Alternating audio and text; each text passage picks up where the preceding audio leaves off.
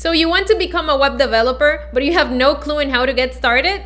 Don't worry. My name is Lixie, and this is my quick guide in how you can become a web developer in 2020.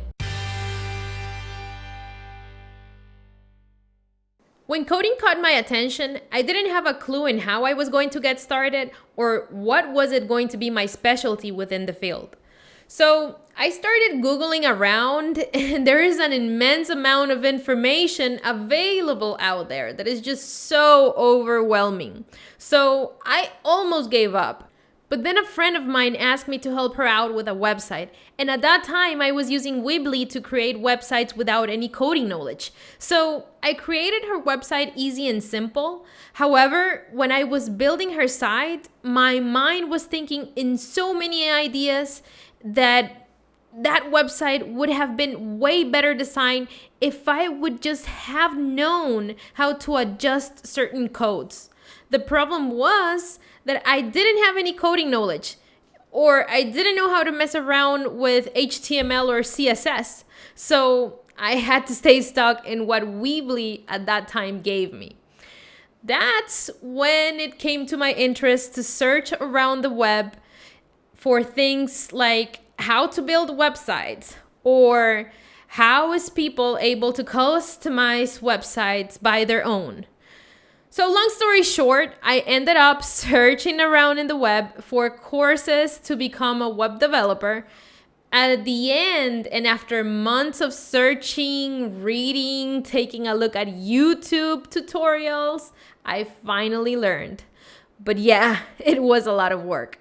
So that's why I created for you a simple and a quick guide that is going to make your research and your life easier to learn how to become a web developer in 2020. So to become a web developer, you need to first know 3 things. 1, you have to be patient. 2, you have to focus. And 3, you have to practice. Remember that America was not built in one day, nor your learning will be done in one day.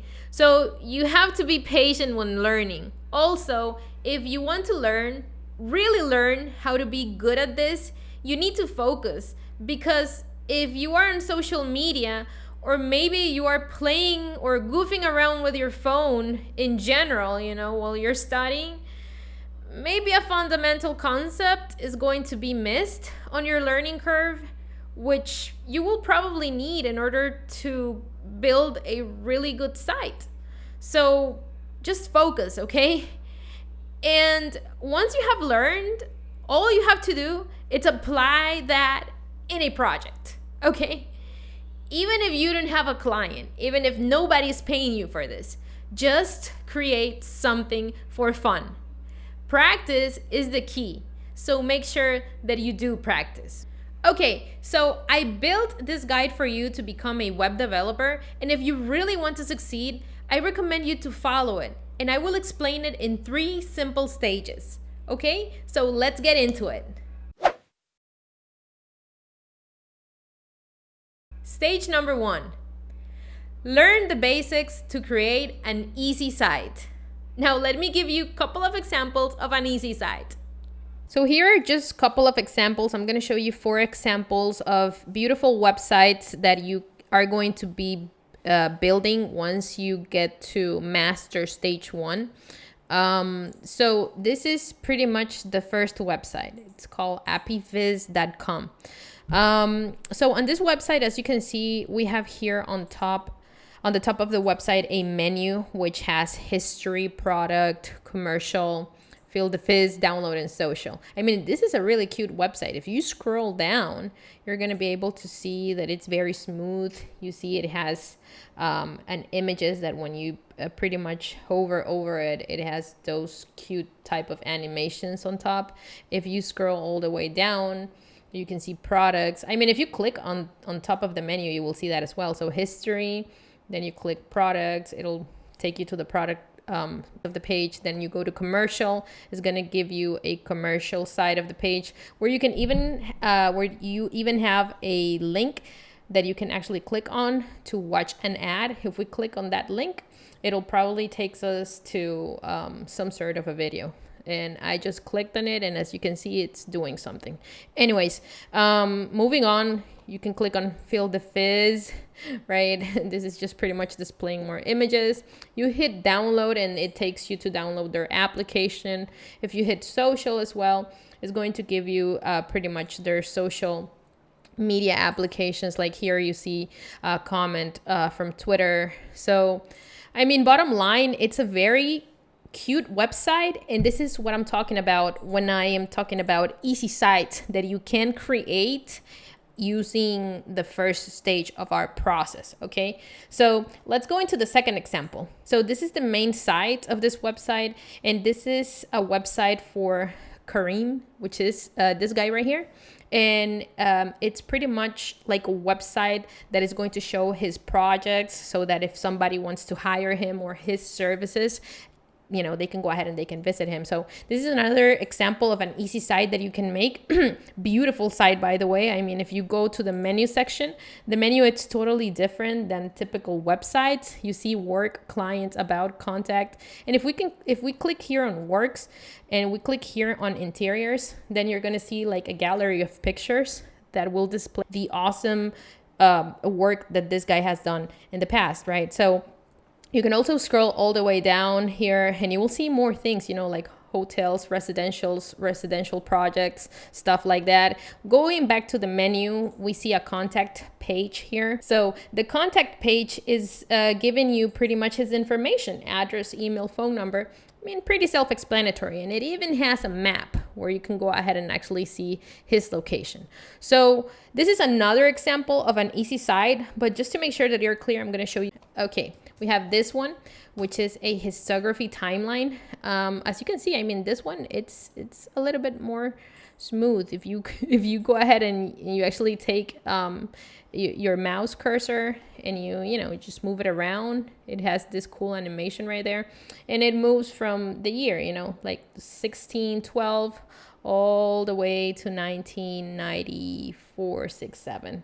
Anyways, if you hover over nationality, it's going to give you pretty much United States Independence Day. So as you can see, I mean, it's a website that is going to allow you to see important history timeline. So you're able to go ahead and actually build sites like this in stage 1 as well. This first stage is also called front-end web development. This is the side of the website in where a user will interact with your website. So let me give you an example. Let's say that it's like a house, okay? When you walk down the street or you go for a run, let's say as an example, you pass a whole bunch of houses, right? And you can see the house's colors, you can see the windows, you can see the front yard, you can see many things. And you can also ring the bell to the house, right? To call someone and get into the house. You can visit the living room and the bathroom, of course, if the owner gives you permission. So in other words, this is just an example, but it's the same, okay? So the user in a website can do the same with it. They will probably go into your website, right? Whatever domain.com. And as soon as they get in the website, they will see a welcome page, right? They will see colors of the website. They are going to see fonts. They are going to see the design of the website. They're going to be able to navigate through different pages, like let's say an About Us section or a Contact Us page. They will be able to click or to send data through the website. So I hope that you get the main idea. But in other words, in this stage, as a front-end web developer, you're going to be someone that is going to have the knowledge in how to put together sites like this one. But how can I create sites like this, Lixie? What tools do I need? What do I have to learn? At least those are the most common questions, okay, guys? So I'm going to answer those questions to you right now. So in order to complete and successfully learn stage 1, you will have to get started with the following programming languages. Number 1, HTML. Number 2, CSS. And finally, JavaScript. Before we get into those, I recommend you to learn how to use Adobe Illustrator, Adobe Photoshop, and VSC, which stands for Visual Studio Code. Okay, so if you already know how to use them, fantastic, okay? You can fast forward this video to HTML. But if you do not know how to use those 3 tools, stay with me because I am going to explain you right now what they are and why do you need them as a web developer. Let's start with Adobe Illustrator. For me as a web developer, this is an important tool to use because sometimes you are not able to find images on the web that will either say exactly what you want them to say or look exactly the way that you want them to look. So Adobe Illustrator allows you to create images from scratch in a vector graphic. And then you can convert them into whatever format that you like JPG, PNG, SVG, PDF, you name it. You can create logos, icons, drawings, and you can create much more with it. Here are just a few examples of what type of images you can create with AI. So as a web developer, when you have a picky client that wants an original looking site, this will definitely be a tool that is going to allow you to make your sites look different than other developers. Now let's talk about Adobe Photoshop. The main reason I like to use Adobe Photoshop as a developer is because when you find images on the web and you want to maybe customize those images, the pixels, the size, the color, and much more, then this is the tool that is going to allow you to do that. So let me show you some pictures without Photoshop and the same pictures with Photoshop. Okay, so let's take a look at this first example. As you can see, the girl in the left, it has a pair of jeans, shoes, regular shirt. And then the one on the right with Photoshop, it looks amazing. It's like she's in this forest. This, creates like a fantastic story. Now let's take a look at the second picture. Okay, so in this second image, as you can clearly see the difference, this girl is in her house sitting there. And then again in the woods, you see, with the chair, the forest. Amazing, an amazing picture as well. This is the third example, which is this girl in the left side. And as we can see, she's modeling normal. And then on the right side, there's a lot of things that changed. It's more artistic. So these are the type of things that you can do with Photoshop. So you see the difference? Of course you do. So I hope it makes sense to you why I use it. Also, especially when my client has a gallery of images that he or she wants to adjust, this is going to make them just look perfect. Finally, VSC. So what is VSC? It stands for Visual Studio Code. So it's a text editor. This is going to definitely be a tool that you need because it's a tool that is going to allow you to type in your code and save it, okay? There are many editors out there, but this is the one that I recommend you to use. And here are just a couple of reasons why. Number one, it's highly customizable. You can customize this editor with different themes, snippets, fonts, and formats. So it pretty much allows you to modify it so it can look the best way that you like. It has a lot of extensions. Extensions is an important feature in a text editor because it allows you to configure your editor with different programming languages. That's why you can code easier and faster on VSC. They are very easy to install and also they are easy to manage and update. It has free debuggers. So when you start coding, you are definitely going to have some errors on your code. And a good debugging tool is very important to help you out to find out the solution that is causing the error. So VSC gives you access to free debugging tools such as a debugger for JavaScript as an example, which comes already with it. So I really like VSC and I definitely recommend you to work with it. Enough with the tools. Let's talk about coding now. So to become a web developer in 2020, you have to make sure that you learn HTML. What I recommend you to do is learn HTML and then study HTML5, which is just pretty much the updated version of HTML. And it supports new tags that will make your life way easier in 2020. But what is HTML? And what can I do with it? So HTML stands for Hypertext Markup Language. And we can say with confidence that this is the building block of the World Wide Web. So HTML, as described earlier, is a markup language, but not a programming language, okay? So what this means is that you will need a web browser to view HTML pages. So we use HTML to increase the content of our websites. We set up the structure of a web page with it, and we're even able to access to web resources via hyperlinks. Here is a quick example of HTML code. Okay, everyone, so here are a couple of examples that I'm going to show you right now in what is an HTML source code and how this code is going to look like inside of your web browser, okay? So here's the first example. This on the left side is gonna be the HTML code that you're going to see. So an HTML code is this thing right here, okay? Here is where the code starts. Then we have a header. It starts here and then it ends here. This is the part of the header. And then we have a body section, which starts here and it finishes here.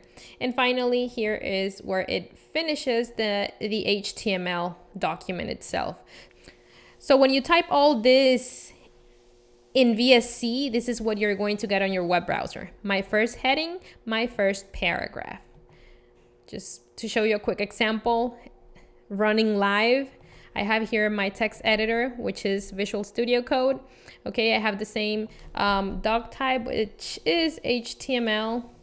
And I am going to input my HTML document. And of course, I am simply going to finish my HTML document here. Just want to make sure that this is going to be clear for everyone here. So when I type all this, I'm going to delete this part right here, and I am also going to delete this.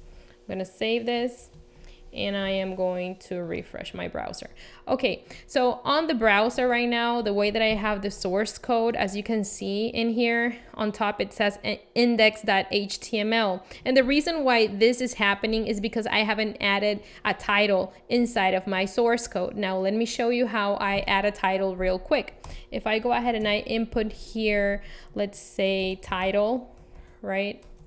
And then I can put my title. I'm gonna name this as, I don't know, example.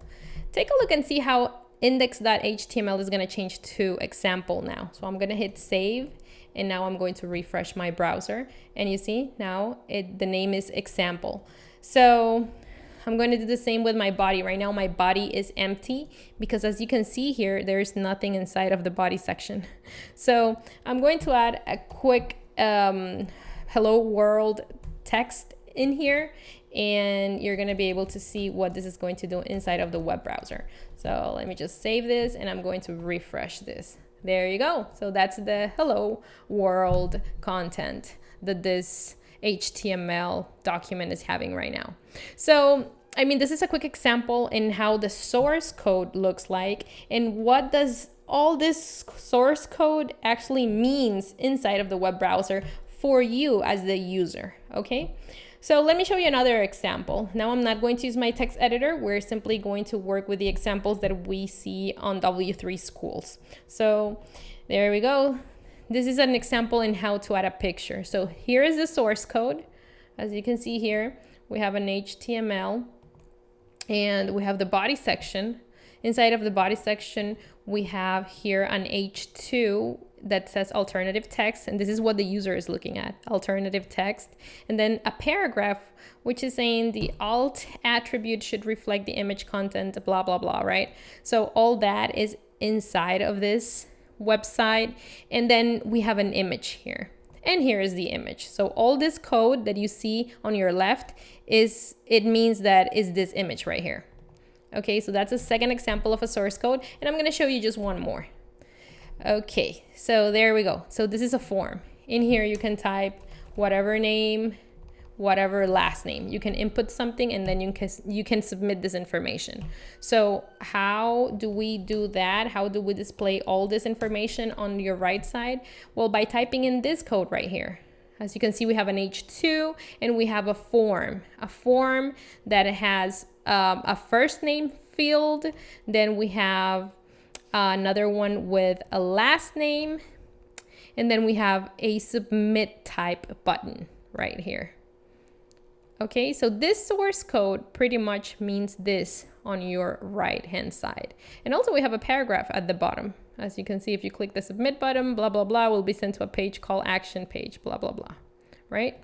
So I hope this is clear, but this is pretty much an example in what is a source code and what is it that the user is going to see when you type in the source code. Now, there are many different things that you can do with HTML, but these are just a couple of examples of what you can do with it when you are brand new at learning HTML. I hope you're clear now what HTML is. And if you want to check out more examples, you can always go to w3schools.com because this is a great website that teaches you how to learn HTML for free. So CSS, it stands for Cascading Style Sheets. So it's a language that describes the style of an HTML document.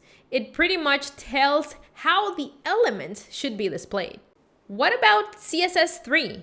And can you explain in English, what can I do with it? Okay, so CSS3 is not other than the updated version of CSS. And yes, don't worry, I am going to explain you what you can do with it. In fact, CSS is very simple. It allows you to change your website look. When you input a content with HTML, your website only has a dull looking view, okay?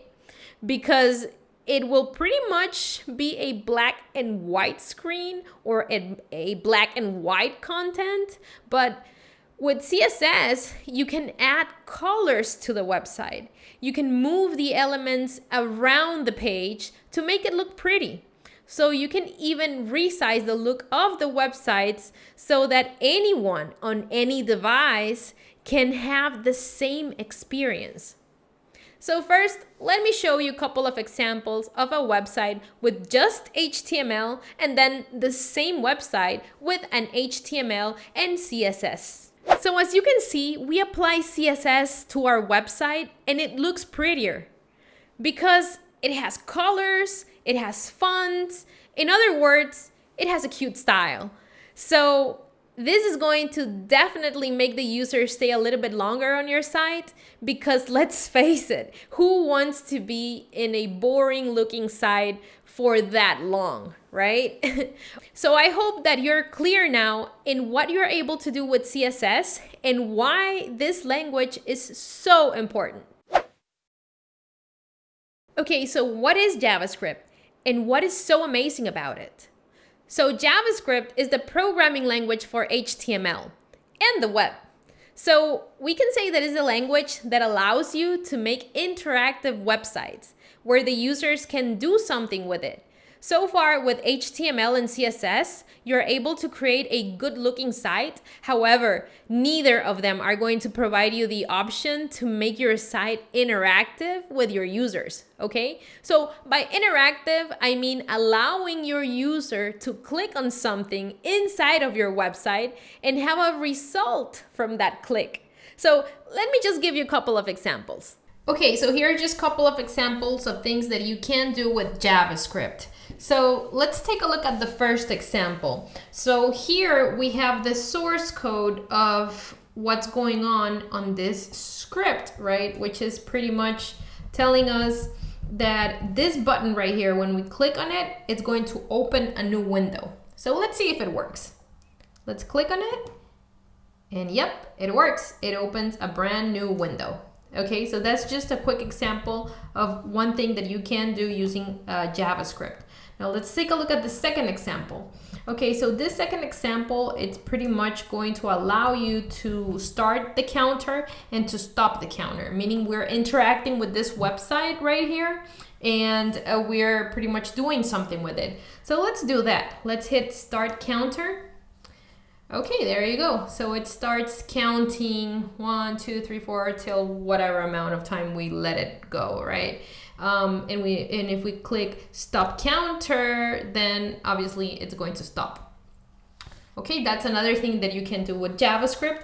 And as you can see, this is creating the website interactive with the user. So let's take a look at the last example. In the last example here, we're taking a look in how you can convert Celsius to Fahrenheit. So let's do that. Let's just go ahead and type in here 70 Celsius, how many Fahrenheit is it? And then we have here the result. Simple. And you can see the source code in the left-hand side of your screen so that you can see exactly what happened and how this was created. This is not a JavaScript tutorial, as you already know, but pretty much you can go to W3 Schools and you can check out more examples of other cool stuff that you can do with JavaScript. So as you can see, JavaScript is pretty cool. What is so amazing about it? Well, the fact that you are able to even create 2D games with it. Yes, with JavaScript, you are allowed to build anything that you want, even games. So here are some great examples of some games that has been built with JavaScript. Okay, so let's take a look at a couple of the video games that you are going to be playing or building with JavaScript once you get to know it. So this is the first one, okay? It's called Underrun. So I'm just gonna click to initiate as it says here, and then it starts initiating. Then okay, so here's the game. Okay, so here I go. And well, oh my goodness, it comes, you know, there comes all these guys right here, which they are apparently killing me. I mean, you need to learn first how to play this, so that way you're able to successfully do this game, right, and play it. So, okay, well, this is just an example of one of the games that I want to show you. It's called Cubes, I believe. Not sure what the name is, but it's really awesome. You can go to this website and actually get to know this game. So the point of this game is just go ahead and move around and reach the ultimate point, which is reaching that that circle right there. So let's see. Okay, so there we go. This is the second game example. Really cool game. Okay, let's take a look at another one. So if I hit make, I'm able like to build a world like this, you see. I mean, here I go, building. Can go ahead and I can build many stuff. I can add, I don't know, something here.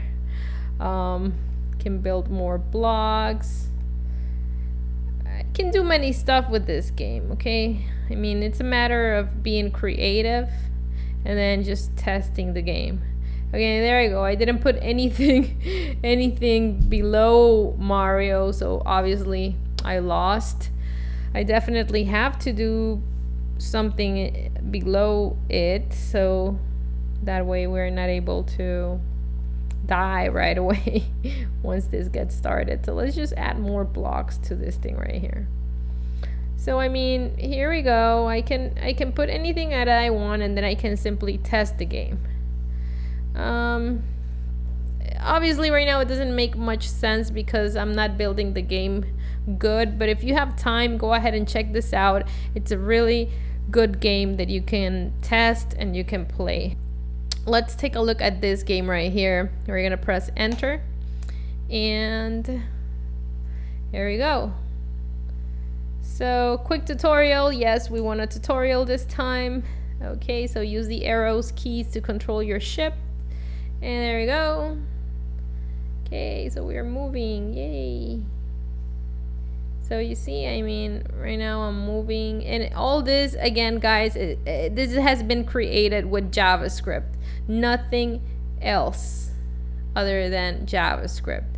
So, I mean, I hope you get the point in what type of games you're gonna be able to build with JavaScript. These are 2D games, but they're very amazing. If you want to start building something, with JavaScript, you're not only going to be able to build websites, as I said before, you can build so many other things that, are simply incredible. So I hope all this information is getting you excited to start your journey to become a web developer. With this, I want to finish stage 1 of my quick guide to become a web developer in 2020. In stage 2, I am going to show you how you can make your site go live. So let's get into it. Welcome to stage 2. In this stage, I advise you to learn how to use a hosting site. Now, if anyone here has experience in web development and think that this should be stage 1 rather than stage 2, let me tell you that for me, using a hosting site, it made way more sense when I already knew how to create HTML, CSS, and a JavaScript full website, okay? So that's why I am putting this as stage 2. Okay, so once you have the knowledge and you have built a full website on your PC using your text editor to create the website itself, your next step is to make it live, right? So that way you can show it to the world, and you do this with a hosting site. So let me explain first what is a domain, because you will need this in order to understand what is a web hosting site. A domain is pretty much the address that your users will type in the web browser to reach to your site, okay? So it's like your house address and your location in the World Wide Web. So you can buy many houses in the web. It's like in real life, Like if you have a lot of money, you can buy 3, 4, 10, or whatever amount of houses with different addresses. So let me give you an example. My domain is asklixie.com. So this is how you can visit one of the houses that I own in the World Wide Web. As I said before, you can buy many domains. The good news is that these domains are not as expensive as a house in the real world. Okay, so you can buy a domain via your same hosting site provider, or you can buy it somewhere else, like let's say GoDaddy as an example, and your domain provider doesn't have to be exactly the same company that provides you your hosting site services, okay?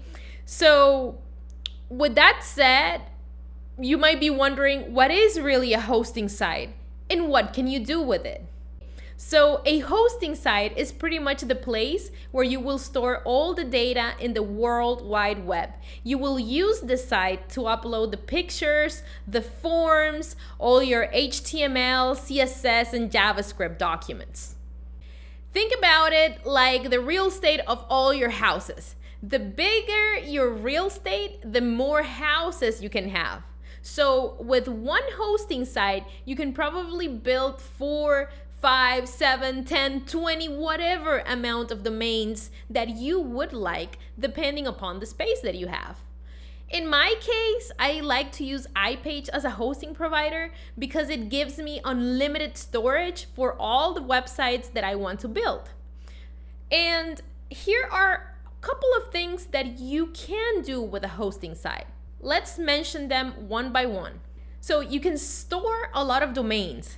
This will allow you to create whatever amount of websites that you would like to, which I already told you a couple of times. Okay, another thing you can do is secure your websites. Like a house, you definitely want to make sure that your site is secure so that no one can steal yours or your client information.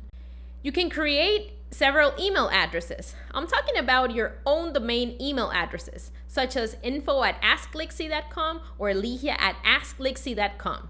Also, you can advertise with different providers, such as Google Ads or Bing Ads.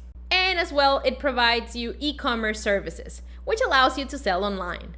Just to mention a few things, but you can feel free to do more research around the web. Now that you know what a hosting site is, I recommend you to also learn the following inside of your hosting site. And the following is actually 5 things. How to link your domain. How to use pointers. How to make your site secure with a security lock or with an SSL certificate. How to use an FTP software, and how to update your site at all times. Okay, so I am going to talk briefly about each one of them, but you will have to research a bit more on how to actually do this inside of your site. How to link your domain. This is a very important thing to learn. Whether you want to buy your domain with the same hosting site or if you have it with another provider, it is very important that you learn how to link this with your hosting site to make sure that the users will be able to see what you have created. How to use pointers. A pointer is where you tell your host site which folder to use in order to show the content that you have created to the World Wide Web.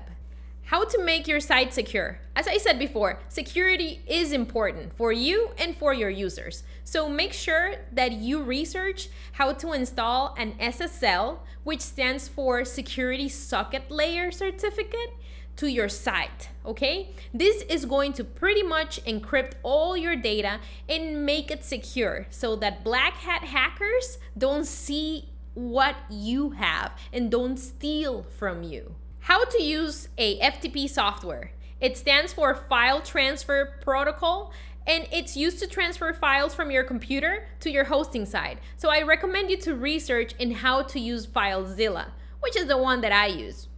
How to update your site at any time. In case you want to change your style or anything inside of your website, it is important that you know how you can update the files that you already uploaded at any time. You will be able to do this with the FTP software. So research a bit more in how to do that. Okay, everyone. So with this, we finalize stage number 2. At this point, you are going to be able to create an easy site and to make it live to the World Wide Web. Now let's jump to stage number 3. So let me explain now stage number 3, which is creating a tough site. But what is a tough site? Let me give you some examples. So here are a couple of examples of tough websites. I want to show you the first one, which is the most popular website out there. It's Facebook, okay? Facebook, I consider this stage 3 of our web development guide because it's a tough site, okay? It's a tough site to build.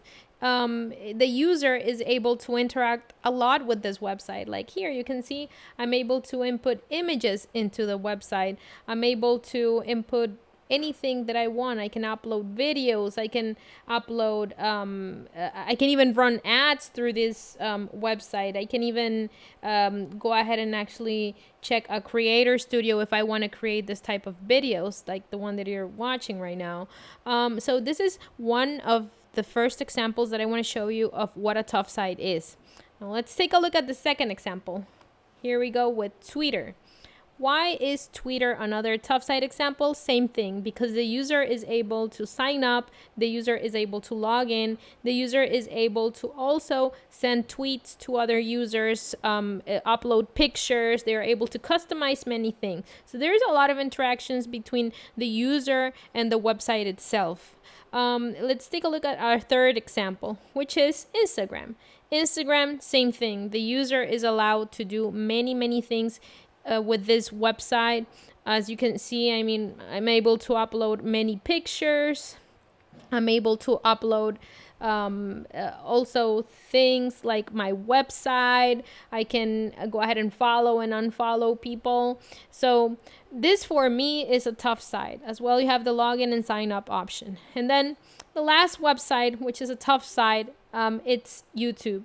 Why YouTube? Because same thing. I mean, the user is allowed to do many things with the website itself. They have more control of it. They're able to upload videos into the website. They are able to do things like, let's say as an example, create the videos. They can go ahead and they can even link their accounts with their Gmail addresses. They are able to take a look and see other people's video, like subscribe to them. They are able to other than subscribe to the videos, they are able to watch some other users, put comments inside of the website, many things. So in other words, all these websites examples are tough sites because you are allowing the user to manipulate the website itself a lot.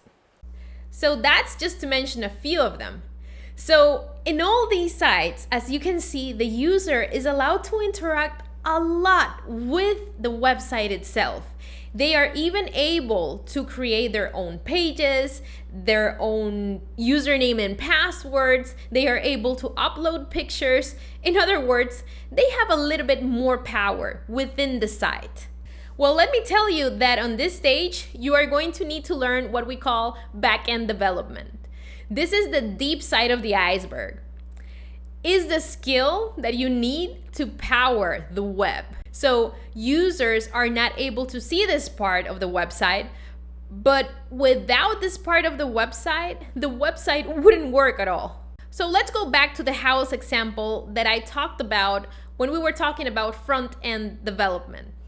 So as a front-end developer, you allow the user to see the beautiful house colors, the outdoor, indoor design, all the pretty stuff. And they are even able to interact with the house by ringing the bell and by getting inside or going from the living room to the bathroom. But with backend development, the users are not able to see this, okay? So let's say that this is the inside structure of the house. This is the foundation structure. This is the piping system. This is, let's say, like the electrical structure, the wiring, the gas line. All that important structure is what we call back-end development. And as I said, users cannot see it. But without all these elements, the house wouldn't be able to stand up. So it's the same thing with back-end development. The users cannot see this, but this is a lot. And it's a lot of code running in the back end to make sure that the site works. But you might be wondering, Lixie, how can I create a site like this? What do I need to learn? Are these sites expensive to create? In order for you to create a site like this, you will have to get familiar to use at least one server-side programming language. But let me give you the exact skills that I recommend you to learn. Number 1, PHP. Number 2, MySQL. Number 3, APIs. And number 4, Python. There are way more programming languages out there that you can learn to become a backend developer, but these are the ones that I recommend because they are way easier and simple. However, feel free to research in the web for some others if you prefer to change the ones that I showed you. So creating a site like Facebook, Google, or any of the other examples that I showed you before, it will take time for the site to be developed. They are not expensive, but it will take time.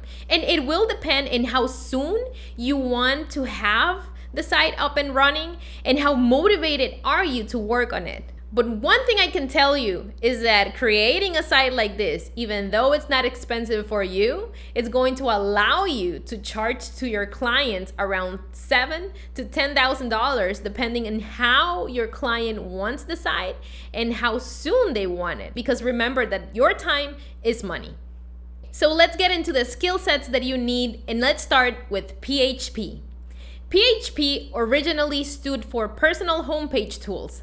However, nowadays, it stands for Hypertext Processor. It's a server-side scripting language, and it allows you to make interactive and dynamic web pages. PHP 7 is the latest release. So now in English, what can you do with PHP? So this, in other words, is a language that is used to develop programs that are executed by the server. So let me give you an example. We have a server-side language and we have a client-side language. In summary, we can say that HTML is a client-side language, which the source code is available for the client to see. However, PHP is a server-side language, which means that the source code is not going to be visible to the client. So what can you do with PHP? Okay, let me give you a couple of examples of websites that are created with PHP.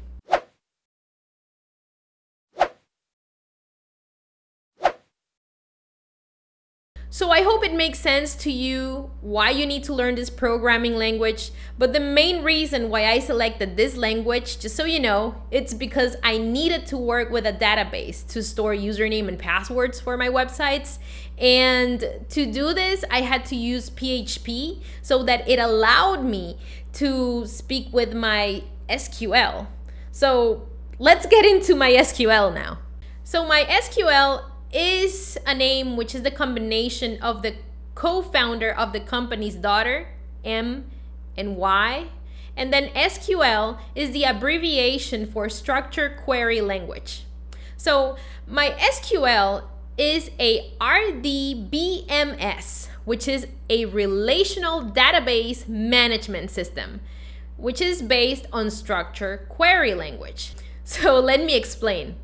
The application is used for many things. So it's a database. So think about it like when you create an Excel sheet and then you save the data into an Excel file, right? So let's say that you have a company and you have 100 employees. And let's say that you need to keep track of their full names, their date of birth, the date that they joined the company, and much more information. So that's a lot. So you put all of that on an Excel sheet and you probably are going to save that information in your computer. And once you have this information saved, it's available for you at any time. So MySQL is the same thing. It's a database which allows you to store username, passwords, e-commerce data. In other words, it's a database management system, which is going to allow you to keep track of the data that the user is inputting on your site. So why would you need to know this? Very simple. If you want to create a website like Facebook or Twitter, you definitely will have to store users' information like their usernames, their date of birth, passwords, and much more. So MySQL is going to allow you to do this. In order to use MySQL, it's important, trust me, it's very important that you know how to use PHP, because PHP is a language that will connect your HTML site with your database. So let me give you another example. It's like this. Let's say that MySQL is a guy that speaks Spanish, right? And HTML only speaks English. So PHP, let's say, is like the bilingual interpreter, okay? Which is going to allow HTML and MySQL to communicate and work together. Okay, so I hope all this makes sense to you so far. If not, you can always comment on the section below and ask me any questions, which I will be more than happy to help. It stands for Application Programming Interface, and it's pretty much a set of programming instructions and standards that will allow you to access web-based software applications. So APIs make your life easier and simple. Many programming companies like Facebook, Google, or Twitter, they provide you APIs so that you can use them to build your own applications. So let's compare APIs with food. Okay, so let's say that you want to cook a pasta. The ingredients that you need are probably tomatoes, onion, and your pasta, of course. So let's say that you have a farm and you got the tomatoes and the onions from the farm, right? And you don't have time to cook the pasta from scratch. So you go ahead and you buy a pasta bag in the store and you just boil it, okay? And you just serve it. So you don't have to actually do the pasta by your own, right? So you did the salsa from scratch because you have the farm and you were able to get the tomatoes and build the salsa from scratch. However, the pasta, you just simply bought a bag with it and you just boiled it and you just serve it. So you didn't have to make it from scratch, in other words, with flour, eggs, etc. So you just bought it and you just cooked it. So it's exactly the same with APIs. You are writing your code from scratch, but sometimes you need a pre-built code that is going to make your life easier. So that way you don't have to code from zero. This is what APIs are, a pre-built source code that you can use to create your own applications. They allow you to interact with other websites, such as Facebook or Google, like an example.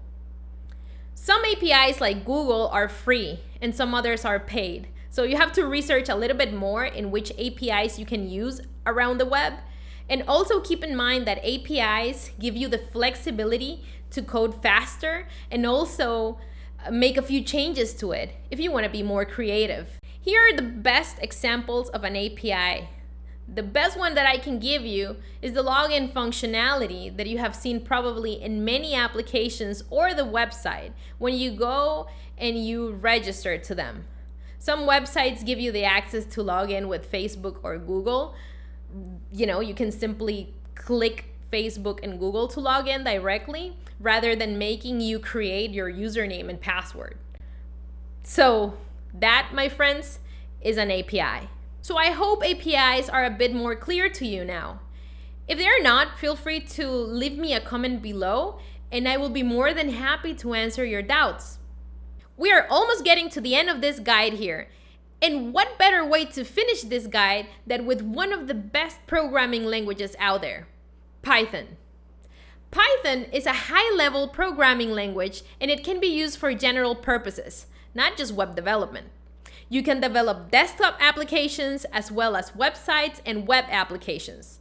One of the great things of Python is that it allows you to focus more on the core functionalities of the applications because Python is an object-oriented scripting language. So what this means, in other words, is that you can use Python on the World Wide Web, and you can also use Python to create applications which work without any internet connectivity. So that way the user is allowed to install applications on their computers and use them without internet at any time. So let me give you a few examples of what you can do with Python.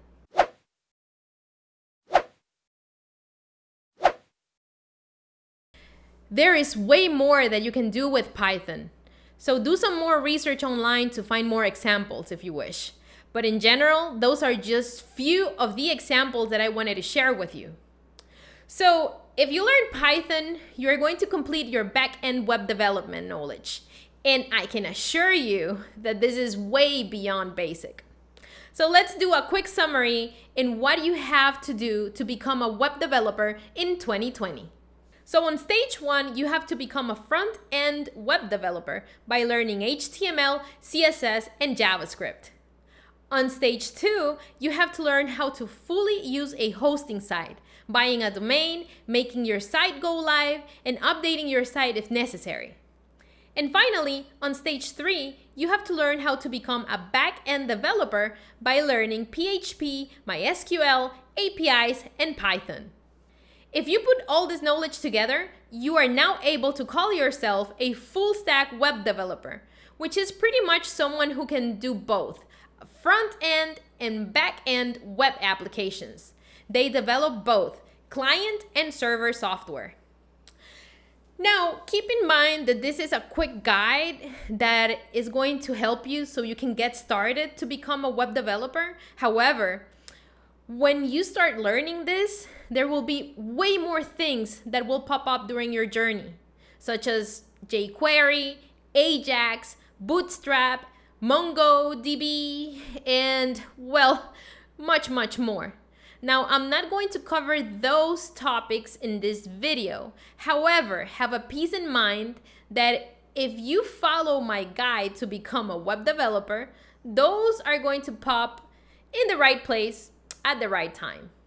Well, that's it, everyone. I hope this guide was super useful for you. If it was, please don't forget to subscribe to my channel and give it a thumbs up if you like it. Okay, because you have no idea how much this will help me out. Also, I have a challenge. If my channel gets 1,000 subscribers in the next 60 days, I promise to upload a free, complete web development bootcamp course here on YouTube, nowhere else. You're not gonna have to pay for this.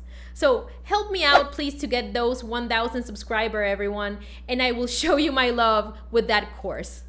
And if you have any questions, please leave a comment in the comment section below, because at the end, you can always ask Lixie. Thank you, everyone. See you in the next episode.